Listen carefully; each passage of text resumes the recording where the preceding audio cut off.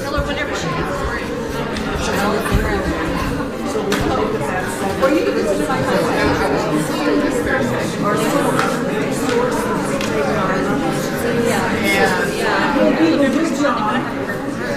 Remember, it's going Thursday, no rehearsal. Be thinking, if you do email me, I'm going to have a few days of vacation, but email me anyway.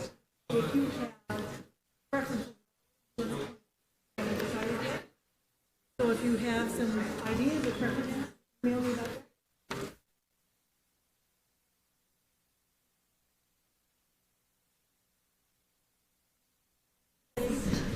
Okay.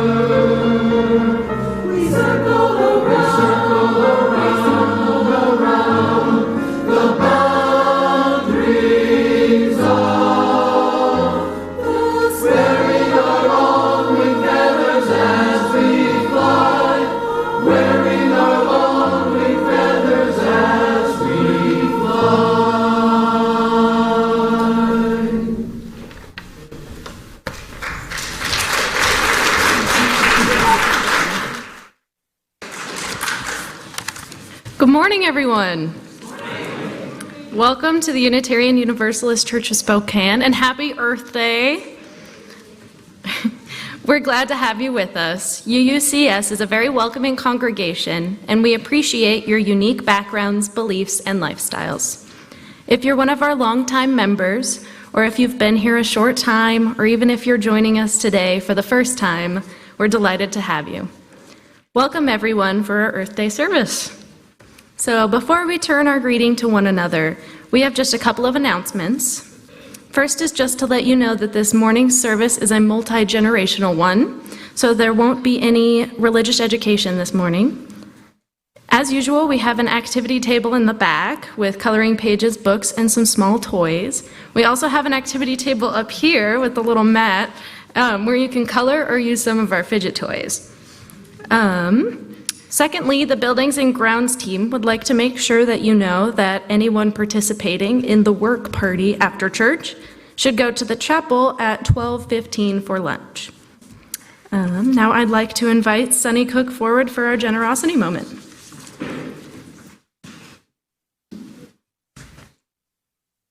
Good morning. A member of the generosity team, let me express our sincere gratitude for your generous giving to our annual fund drive, with a goal of $408,000 to underwrite next year's church budget. Here we are on my pizza parlor barometer at close to $330,000. And with these lovely children raising their hands. And we're in the back of the church, of course, if anybody wants to see us later. These past weeks, we have heard members share their enthusiasm and generous support for our church community, and also speak to one of our UU principles and purposes. On Earth Day, it is my privilege to speak about our seventh principle with a couple of historical notes. Many here in the sanctuary today may have attended the General Assembly, that's GA for those of you who are new to us, held here in Spokane in 1995. At that GA, the UUA bylaws were amended to add a sixth source to the traditions we draw from: the spiritual teachings of earth-centered traditions which celebrate the sacred circle of life and instruct us to live in harmony with the rhythms of nature. These words appear on this colorful bookmark and a few pages from the front of the blue hymnal, except for this sixth source, which was not added until the hymnal went to press. In June 2019, GA convenes here in our Spokane River City again. Stay tuned. Early in the 1980s, 2 decades after the 1961 merger of the Unitarians and Universalists, a congregational-wide movement happened to clarify and better state our mutual values and visions as a denomination. We Cooks were living in Arlington, Virginia then, and our UU Church of Arlington minister, Kim Beach, played a significant role proposing not only the format, but the concept, the word covenant, to the discussion. When the principles and purposes were brought to a second hearing at the 1985 GA in Victoria, the vote was unanimous, save for one, among Unitarian Universalists. The seventh principle reads, "We, the member congregations of the UUA, covenant to affirm and promote respect for the independent web of all existence of which we are a part." Our religious education youngsters say it this way: we care for our earth. What was perhaps formulated as an ecological, environmental statement of caring for our natural world has, in a very interpersonal way, woven itself into the very fabric of our faith. And I am grateful for this place to belong, and delighted that in a few minutes, my precious granddaughter will play a violin that connects my family to the seventh generation over 2 continents, the violin my father once played. Thank you.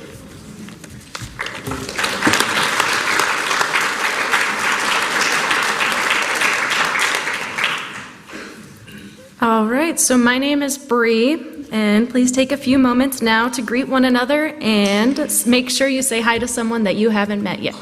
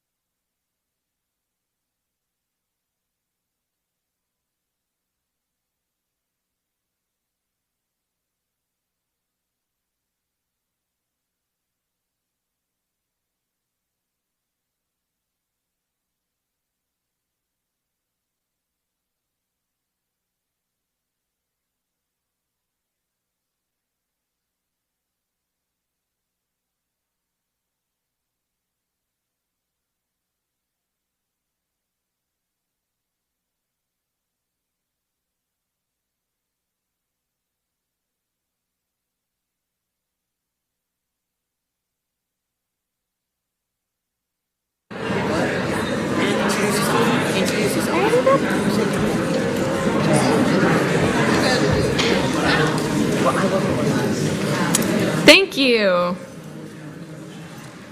And don't worry, we'll have more time to greet one another and share stories during our social hour after the service, which, as always, includes great coffee and good conversation.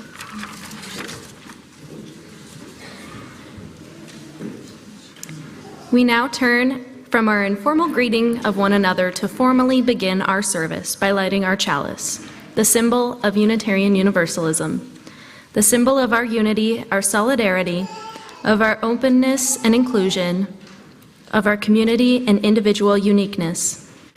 May this small flame be our offering of warmth to those who are cold and alone, and may it light to those in darkness. May it be a flame that ignites justice in our world and a beacon of hope to those in need. May it reflect a spark of truth where truth has been lost and cast a healthy shadow of doubt wherever truth has been found.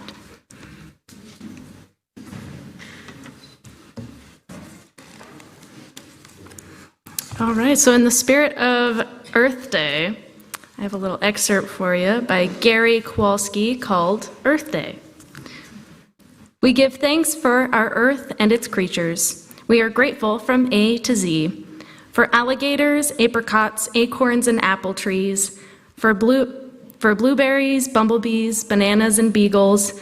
Coconuts, crawdads, cornfields, and coffee. Daisies, elephants, and flying fish. For groundhogs, glaciers, and grasslands.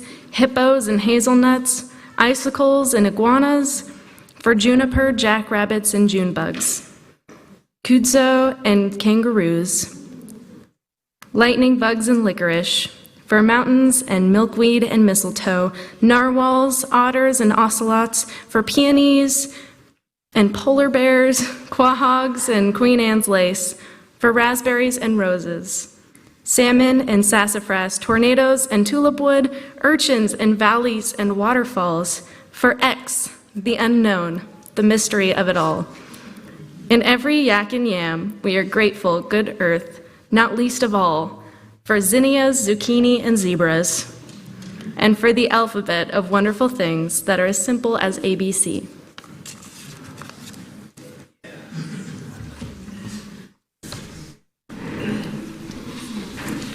Well, our first tune of the day actually comes from an Earth Mass that was put together by the Paul Winter Consort, and this is the most famous piece out of it. It's called For the Earth, Forever Turning. It's 163 if you care to access your hymnals, or it will be on the screen. Please rise as you're willing and able.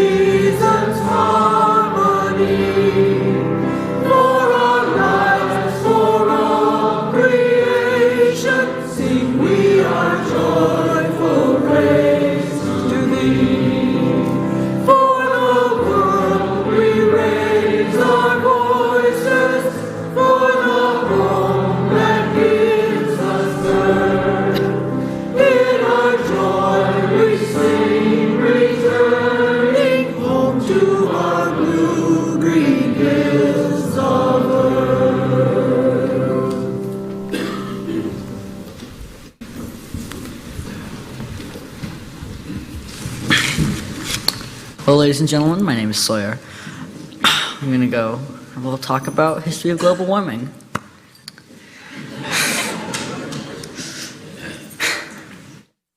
Times have changed. The temperature of the Earth can be augmented by the interposition of the atmosphere, because heat in the state of light finds less resistance in penetrating the air than in repassing into the air when converted into non-luminous heat. Joseph Sawyer, one of the first scientific minds to even start to comprehend what global warming was, and the author of some of the only excerpts regarding the subject. He was a physicist in the 1820s, and he took quite a rare interest in the time of how our actions affected our environment. Sadly, however, his sentiment was not widely shared. You don't have to look too far back into our history to see when it was commonplace to throw out the byproduct of separating the now known gasoline from oil into your backyard, or when we deforested millions of acres of land, not knowing that the repercussions of this included a damaged water cycle, leading to runoff, drought, and less rain in that area, ending in a permanent cycle that we could either spend billions of dollars to fix, or let slowly ruin our ecosystem and water supply. And let's not forget Chernobyl, along with the many other nuclear power plant disasters. We don't have an exact number on the fatalities. 121 were documented. We estimate over 1,000 have died to radioactive poisoning-related incidences, all due to our striving to have the most amount of energy for the least amount of work. We're not conservative creatures. But what has been done to stop the pollution of our earth and land? Well, it took us a while to get started, actually. 141 years after we acknowledged its existence, to be precise. It was 1965, when the first meeting was held in Boulder, Colorado, on causes of climate change, when the Earth, with the idea that the temperature changing and natural disasters such as tsunamis and earthquakes were caused by our own hand, and that we needed to fix it. But it wasn't until quite later when we took steps to solve it. Our attempts to solve our environmental problems have been few and far between, at least compared to our tremendous ability to trash our own planet. But for those of you who still have hope in the human race and still think we can dig ourselves out, here's the kicker. We can't refreeze the ice caps. We can try to stop melting them if you think you can convince ExxonMobil and the other 99 corporations responsible for 71% of CO2 emissions to stop dumping toxic waste into the waters, stop pumping noxious gases into the air, and stop slumping in their metaphorical chairs of environmental stewardship, and start giving a damn about the world of tomorrow and what they will be handing to their children and their grandchildren. Well, I didn't think I could do it either. Here we go. Truth be told, the ghosts of our past have very well doomed our future. Our forefathers' decisions to thoughtlessly misuse our only home have left us stranded, with no way to get back what has been lost. And helpless though it may seem, our next move is to postpone the inevitable. The human race could never really last forever. Such is the way of life. It's the simple rule of symmetry that all life follows. It's the contrast of death that makes life so precious. It's the constant threat of being robbed of all of your senses in one fell swoop that makes life so invigorating. In the words of John Linnell, everybody dies, frustrated and sad, and that is beautiful. Thank you.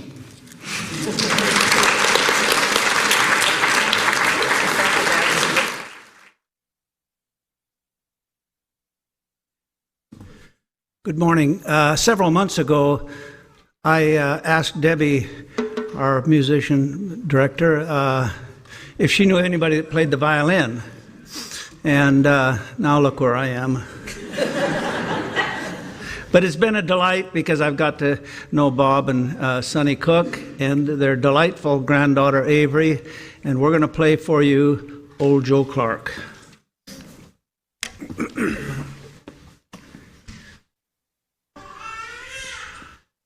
One, two, three, four.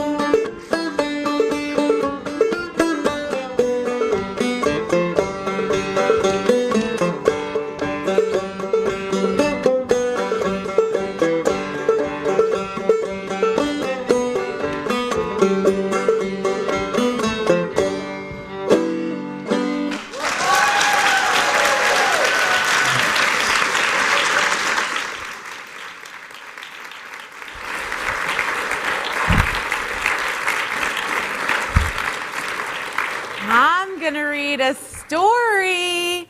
Are there any kids or young at heart who would like to come up and join me? Oh! Wow! How about, I know there's a lot back there at the table. You guys want to come up?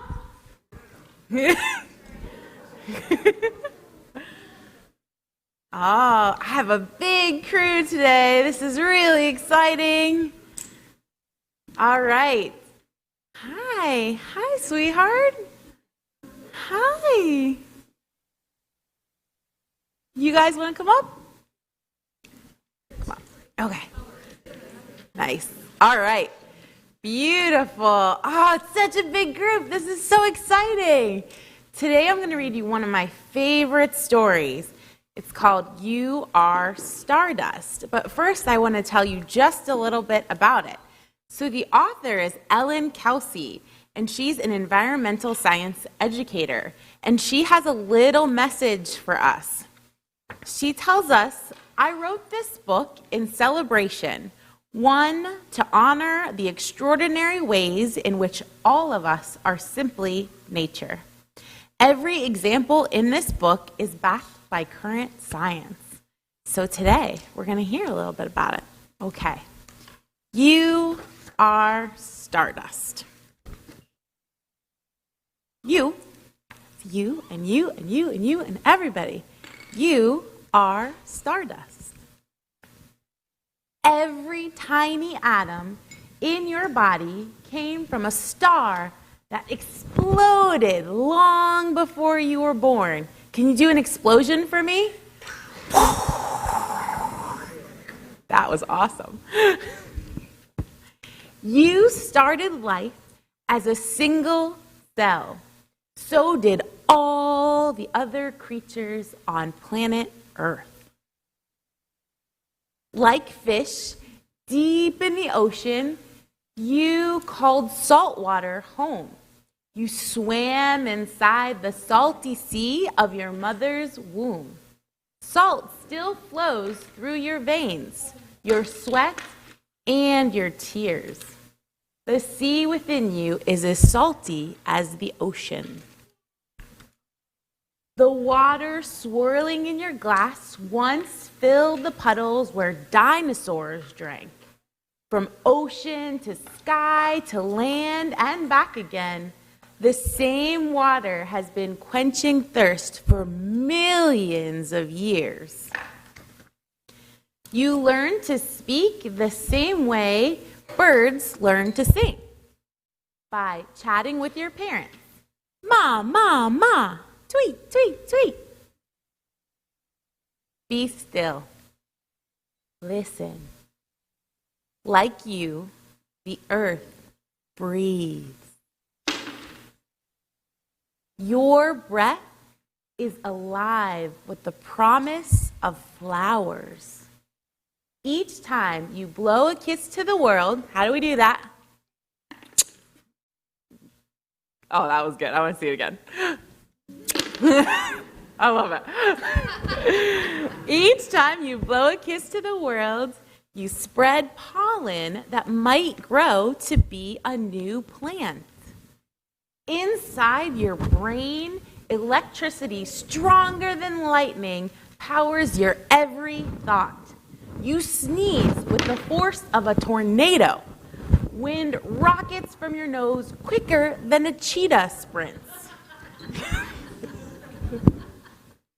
You grow at night when your bones are resting, just like the sheep that you count to go to sleep. You may sprout even taller in the spring and summer, just like the plants in your garden. Your hair falls like autumn leaves. You tend to shed the most hair in early autumn and save your thickest growth for the heart of winter. Your body constantly changes. New cells line your stomach every 3 days. You'll replace your skin 100 times by the time you turn 10. Just as forests grow new trees in place of old ones, you grow entirely new skeletons throughout your life. If you were a planet, you'd be a lot like Earth. Rainforests on land and algae in the oceans are the Earth's lungs. From your head to your toes, inside and out, billions of teeny microorganisms live on planet you. You know how it feels to be a good friend, and so do other animals. Bats and sperm whales get their friends to babysit. Elephants remain best buddies for life. You, me, birds flying through the rainforest, we are all connected. We are all nature. We are all stardust. Thanks, you guys.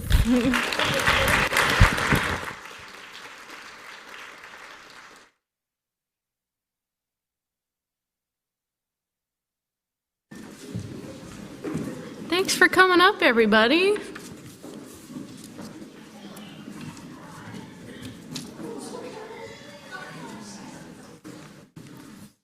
All right, well, on the theme of Stardust, this is Fireworks by Gary Kowalski. Starbursts explode at midnight and vanish like a year gone by. Pinwheels whirl, seasons spin, and sputter to an end. In this fierce and fleeting world, we celebrate our birth and death, new creation and the passing of old, For like a flare, we live by burning, and what is consumed is that which gives light.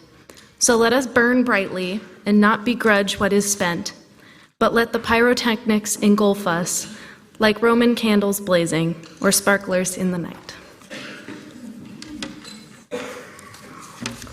So each time we gather as a congregation, there are always those who are with us in our minds and hearts, who we just want to wrap in our love and care. Let us share a moment in silence, embracing others who are here in our hearts this morning. You are welcome to say their names aloud as you are willing.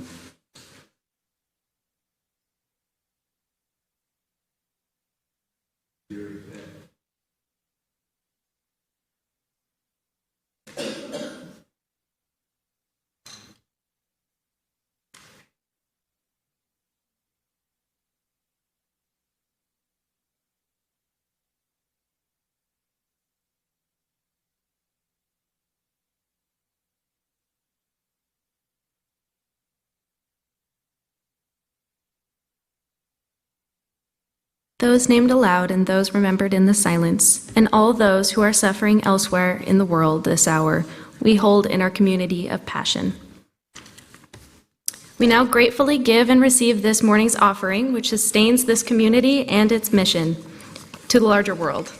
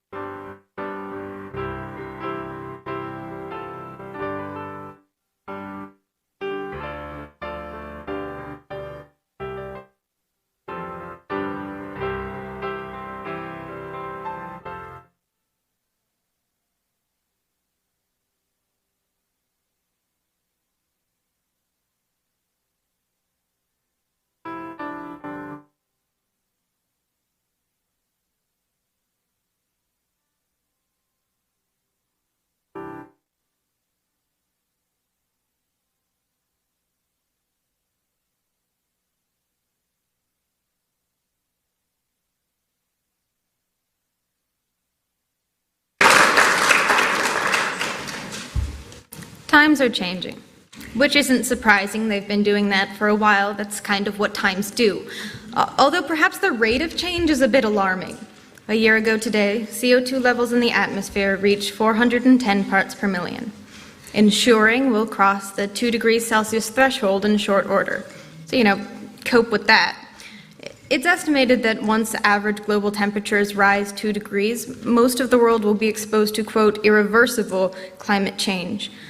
But of course, much of the world is already seeing the effects of climate change in very tangible ways. For instance, this summer, everything was on fire. These are human consequences because we, of course, are part of the environment.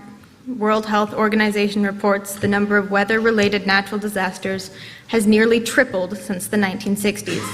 Disasters that cause over 60,000 deaths annually, primarily in developing countries. A theme far more prevalent than it ought to be, The WHO writes, quote, children, in particular children living in poor countries, are among the most vulnerable to the resulting health risks and will be exposed longer to the health consequences. The health effects are also expected to be more severe for elderly people and people with pre-existing medical conditions. So to protect the earth is to protect its people. Social justice and environmental justice are the same thing. But what does that mean exactly? It means that variable rainfall patterns negatively impact access to safe drinking water, increasing the risk of diarrheal disease, which kills currently 500,000 children under the age of 5 every year, and in extreme cases lead to drought and famine. Extreme cases themselves are becoming more frequent. That's both droughts and floods, detrimental to food production, which means we can also look forward to an increased rate of malnutrition and undernutrition, already responsible for an estimated 3.1 million deaths a year. But dramatic weather events are not the only result of a depleted ozone layer. Transformations in general weather problems are perhaps even a greater concern. Each of the last 3 decades has been measurably warmer than any other preceding decade, producing sudden, dramatic changes like the European heat wave that killed 70,000 people in 2003, and more gradual threats like rising sea levels endangering currently half of the world's population. These higher temperatures also increase the level of dangerous pollutants in the air, exacerbating cardiovascular and respiratory disease. In an even broader sense, climate change alters the length and severity of seasons. Quote, changes in climate are likely to lengthen the transmission seasons of important vector-borne diseases and to expand their geographic range. For example, climate change is projected to widen significantly the area of China where snail-borne diseases occur. Malaria, spread by mosquitoes, is strongly influenced by the climate and kills over 400,000 people every year, primarily African children under 5 years old. Some vectors of dengue is also highly sensitive to climate conditions, and studies suggest that climate change is likely to continue to increase exposure to dengue.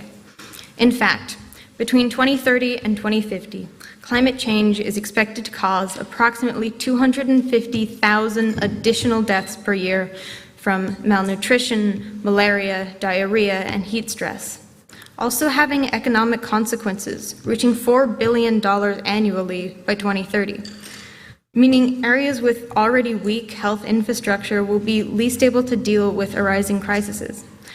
Within the U.S., quote, vulnerable groups of people include those with low income, communities of color, immigrant groups, indigenous peoples, children and pregnant women, older adults, vulnerable occupational groups, persons with disabilities, and persons with pre-existing or chronic medical conditions. Perhaps that was by design. I certainly don't think ExxonMobil would be emitting 125 million metric tons of CO2 every year if Darren Woods was at risk of snail-borne illness. Certainly our reluctance to address the issue stems from a sense of distance. I have sympathy for starving children in Africa, but, and this may come to a surprise to you, I am not a starving child in Africa. It's often that those in power remove themselves from the consequences of their actions, or remove themselves from the Paris Climate Accord. So perhaps the solution is in changing our political climate. Here it just says pause for uproarious laughter, but I think I grossly overestimated that one. Giving a voice to disadvantaged communities, those most vulnerable to the effects of climate change, diminishing the influence of corporations on the political process, encouraging innovation and scientific discovery, facilitating global cooperation, and all of the other almost generic solutions to most of the world's problems. See, the good news is we already know the answer. We've always known the answer. The bad news is, well, everything else. But we're UUs. We're hopeful. Our faith lies in humanity. We believe in the Star Trek future. It's not too late. I mean, it is too late, but that's like whatever. The point is that we're here, and most of the world is here with us. 195 countries have signed the 2015 Paris Climate Accord, and although the United States is not among them, 227 cities and counties, 9 states, and 1,650 corporations have joined the coalition called America's Pledge, which is committed to reducing greenhouse gas emission to 28% by 2025. Countries like Denmark lead the world in renewable power at nearly 60% of total production, but the United States, China, India, Japan, and other nations are rapidly increasing their percentages, growing by 14% in 2016 and 22% of total power production in 2015, likely reaching at least 26% in 2020. Maybe it's a little too late, or maybe it's just soon enough, but it is something. Times are changing, so maybe the future is bright. Maybe.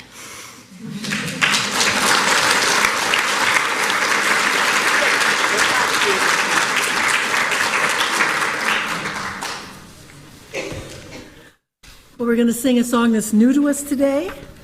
Some of you may want to check your turquoise hymnals, because if you read music, you can help us out a little bit that way. It's number 1068.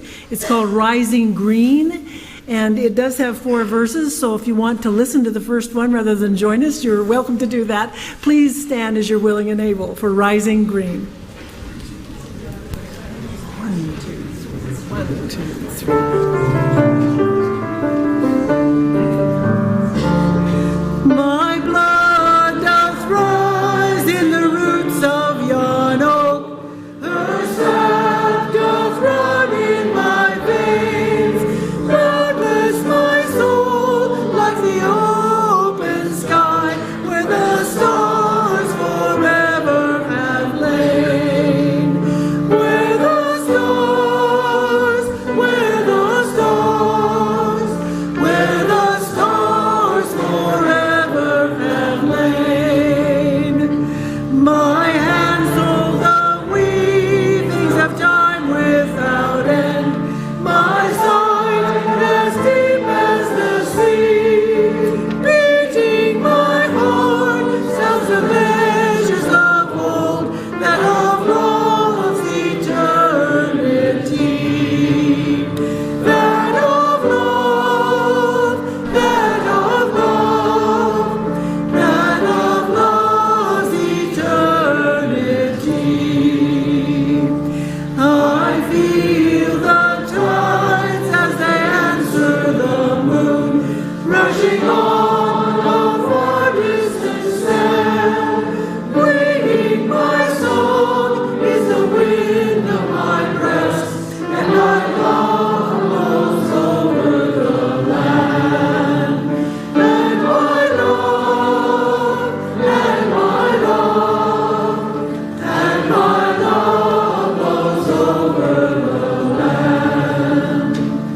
My foot carries days of the old into new.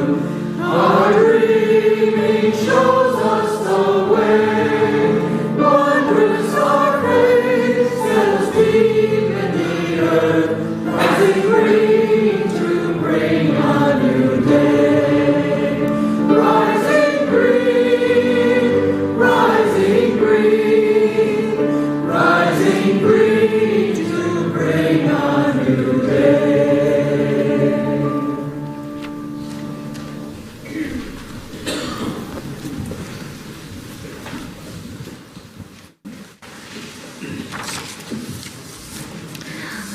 Let us all close our eyes now for a silent meditation. Feel your connection to the earth.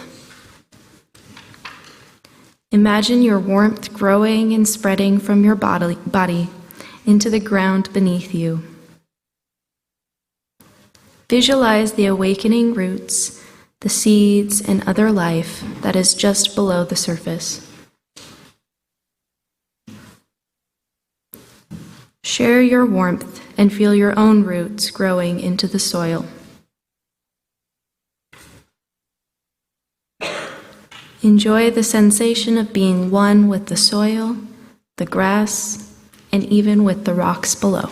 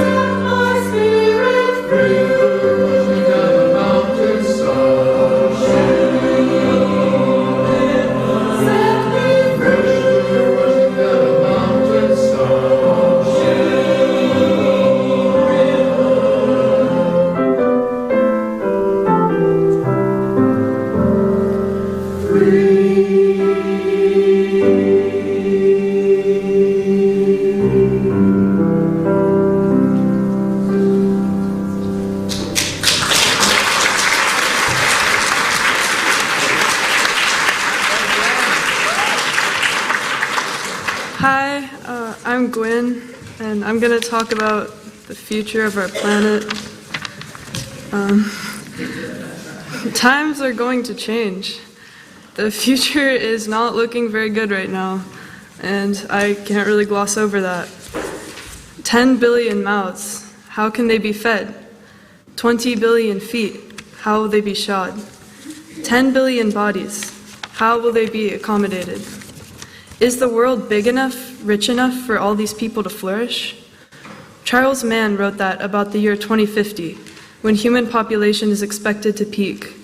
With so many people, we have to decide how we're going to interact with our world in order to preserve it and ourselves. Countless species and ecosystems are at risk of destruction because of climate change. The climate has changed throughout Earth's history, but not nearly this quickly, so most plants and animals can't adapt fast enough. Polar bears have become a symbol of the dangers of climate change, their numbers dwindling as their habitat literally melts away. Polar bears, as they are now, will almost certainly be extinct within 100 years, probably less. The future of the oceans is even scarier. Much of the carbon dioxide we put in the atmosphere is absorbed by the ocean, which acidifies it. Acidification, alongside rising temperatures, is already bleaching coral reefs and likely will kill them all eventually, along with the thousands of creatures that depend on them. This loss of some of the most biologically diverse areas on Earth will be tragic. If emissions continue at this rate, the oceans might not be able to support much besides jellyfish and mats of sea slime. If the loss of natural beauty and diversity doesn't upset you enough, then you should know that none of this will bode well for humans either. Extreme heat will make many places inhospitable. Even in America, places in the Southwest will start to see more regular temperatures of 120 degrees Fahrenheit. Drought and famine will be more common. Rising sea levels will destroy coastal cities. The whole state of Florida has an average elevation of 6 feet. By the end of the century, the sea could rise 2 meters, which is a little bit more than 6 feet. If we don't want these awful things to happen, we need to do something. Unfortunately, there is no one clear path to take with climate change in the future. Even devoted environmentalists disagree on how we should proceed as a species. In his book, The Wizard and the Prophet, Charles Mann writes about the rift that divides environmentalists into two camps: the prophets, who believe cutting back consumption of resources is the only way to save the planet, and the wizards, who believe innovation and technology hold the key to the future. Prophet ideology is what has dominated the environmental movement since it began. Activists promote saving nature from human touch and using less water and electricity. Extreme environmentalists with these beliefs are often called tree huggers or eco-warriors. Wizards, on the other hand, have been associated with corporate greed and caused controversy. For example, genetically modified organisms which lead to better crop yield and more efficient use of land have been criticized for harming the environment or disturbing the natural order. Both of these conflicting approaches have flaws. The prophets believe humans shouldn't interfere much with nature, and while it's important to understand that our species is part of a delicate natural order, this idea ignores the reality of human needs as our population grows. We will not deindustrialize and return to a more primitive, natural way of living. It's not realistic. Technology has historically improved our quality of life. We need to use and farm our natural world to support billions of people. However, the pro-technology wizard philosophy is not perfect either. Innovation alone will not preserve the earth. We need to be careful with our resources and not waste them, especially in places where things like water are scarce.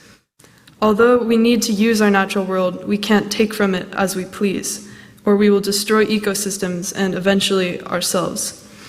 Our population will reach 10 billion by 2050, raising questions about how humanity will treat and use the earth.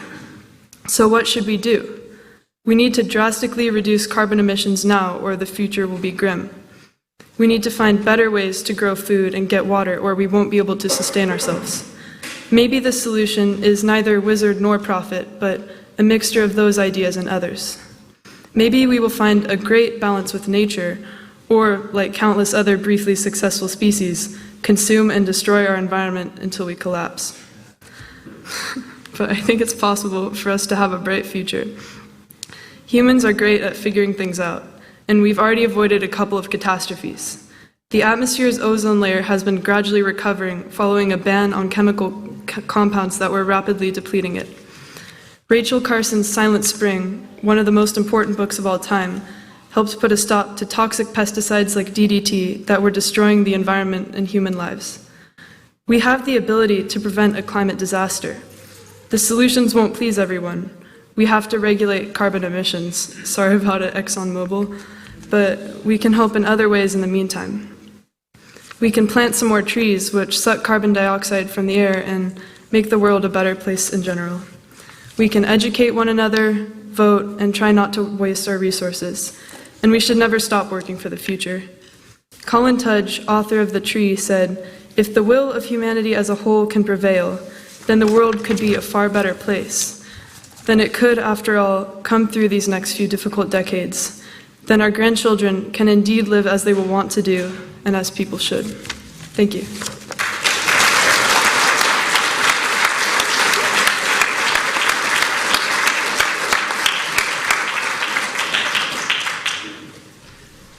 We're going to close today with a hymn called "O Brother Sun," and I do think that the more we identify and realize that we are part of the web rather than separate, the more likely we are to do something to help the whole. So please stand in that spirit and sing number 1066, "O Brother Sun."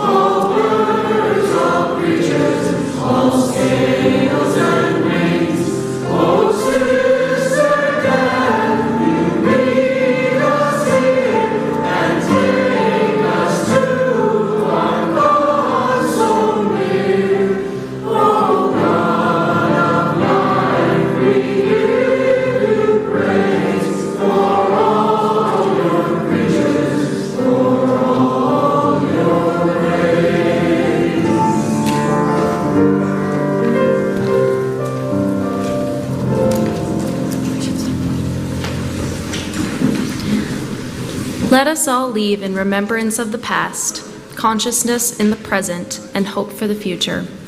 Earth is the only home we have. Amen. Blessed be and shalom.